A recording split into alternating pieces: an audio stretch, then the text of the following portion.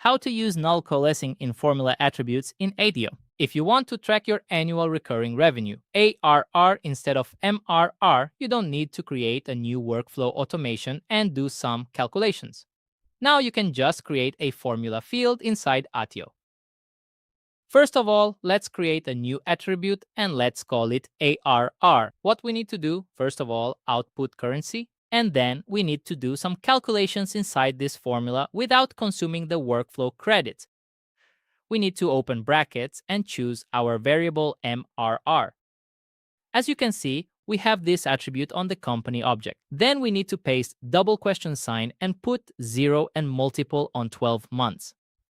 So in Attio, empty means null and null times anything is nothing.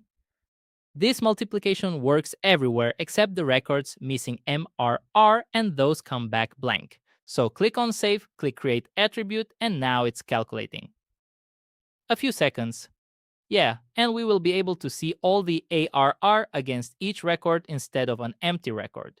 We're Craftt. We help teams turn Attio into something they actually use. Want hands-on help? Book a free Attio audit, link below.